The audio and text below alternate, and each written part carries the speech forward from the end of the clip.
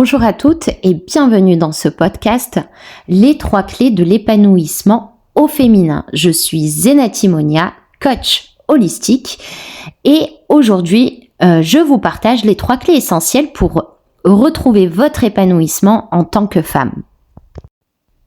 Entre le travail, la famille et les responsabilités, on a tendance à s'oublier. Mais il est temps de se reconnecter à soi-même et de prendre soin de son bien-être.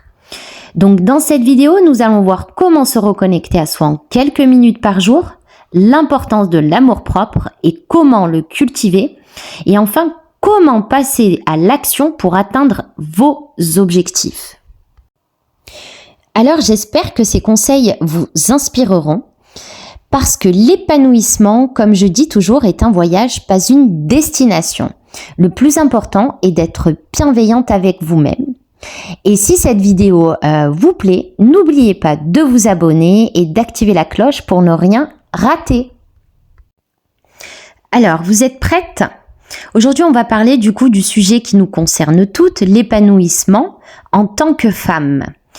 Pourquoi ? Parce que c'est un problème. On court après le temps, on jongle souvent entre le travail, la famille et les amis. Et on a aussi souvent le sentiment de s'oublier. Mais si l'épanouissement était plus simple qu'on ne le pensait, et si ça tenait en 3 clés essentielles, est-ce que vous le ferez ? Est-ce que vous mettrez en pratique ces choses-là ? En tout cas pour moi, oui. La première clé que je vais vous partager, c'est la reconnexion avec soi-même. Donc cette première clé, c'est de se reconnecter à soi pour la simple et bonne raison qu'on est déconnecté, on est dans l'ère de l'attention. C'est-à-dire que le cerveau est sursollicité et on a beaucoup d'informations tous les jours. C'est en fait, il y a l'ère de l'attention, il y a eu l'ère de l'industrie, il y a eu pas mal de choses et aujourd'hui on est dans l'ère de l'attention et il faut absolument se reconnecter à soi parce qu'on est tellement occupé à s'occuper des autres qu'on ne s'écoute plus soi-même. Et donc pour ce faire, je vous recommande tout simplement de prendre 15 petites minutes par jour juste pour vous. Donc là, on coupe le téléphone, on se met dans une petite bulle, un petit cocon, c'est vous qui voyez, mais vraiment sans distraction. Ce que je vous recommande également, c'est peut-être de méditer, écrire dans un journal ou simplement boire un thé chaud en silence. L'objectif est de s'écouter, de comprendre nos envies et de les respecter. C'est très important. Donc ça, c'était la clé numéro 1. Je vais maintenant vous partager la clé numéro 2 qui est l'amour-propre, plus qu'un mot. Et alors là, je recommande toute votre attention parce que c'est la deuxième clé. C'est l'amour de soi. On est bien d'accord. Et en fait, on est nos pires critiques soi-même. Vous êtes d'accord ou pas ? On se trouve toujours un défaut. On va pas se mentir. Pour vous épanouir, vous devez vous accepter tel que vous êtes avec vos qualités et vos imperfections. Moi, ce que je vous propose, c'est aujourd'hui de faire un petit exercice où vous allez lister 3 choses que vous aimez chez vous. Que ce soit votre sourire, votre persévérance ou votre capacité à écouter les autres. Et vous allez répéter ces choses-là tous les jours.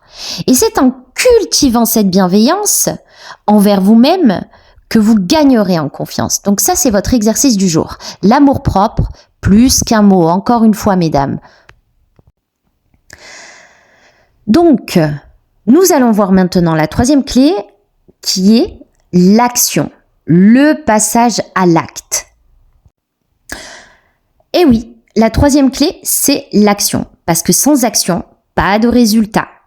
L'épanouissement, ce n'est pas juste y penser, en fait, c'est agir. Il s'agit de faire un pas, même petit, mais vers vos objectifs. Je m'explique. Vous allez semer quelques petites graines, Donc, admettons, vous rêvez de vous lancer dans un nouveau projet, d'accord ? Ou de faire du sport, ou de changer de travail. Peu importe le besoin que vous ressentez aujourd'hui. Ce que je vous recommande, c'est vraiment de commencer par une petite étape. Par exemple, si c'est pour faire du sport, inscrivez-vous à un cours d'essai. Ou alors encore, faites une recherche sur Google ou parlez-en à une amie. Parce que l'inaction est la seule chose qui vous éloigne de votre bonheur. D'accord ? Faut bien comprendre ça. C'est en semant les petites graines que nous obtenons des résultats. Et si vous restez inactif et que vous êtes spectateur de votre vie, eh bien vous le serez tout au long de votre vie. Et vous la verrez défiler en quelque sorte. Voilà quoi. Vous êtes présent, mais vous ne l'êtes pas tellement. Vous êtes passif plutôt que actif, et tel est le problème de l'épanouissement. Parce que pour pouvoir s'épanouir, il faut se mouiller un petit peu, d'accord ? Il faut entreprendre, il faut mettre des actions en place. Et donc, c'était la 3e clé.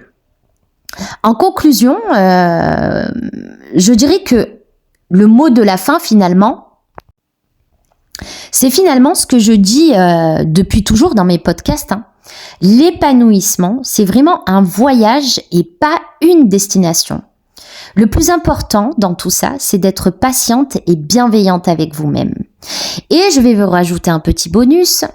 Pour pouvoir être épanoui, je vous invite à travailler en introspection sur vous-même. D'accord ? Il existe pas mal d'exercices qui vont vous permettre vraiment de cibler votre épanouissement là où vous le souhaitez. D'accord, pour être en accord avec vos valeurs, vos croyances, ce que vous êtes réellement. Voilà, donc c'était tout pour moi. Si cette vidéo vous a plu, n'oubliez pas de la partager avec une femme de votre entourage qui a besoin de l'entendre. Et surtout, abonnez-vous pour ne rien manquer de mes prochaines vidéos ou podcasts. C'était Monia Zenati, coach holistique sur la chaîne de Body and Mind. Je vous embrasse très très fort et je vous dis à très vite.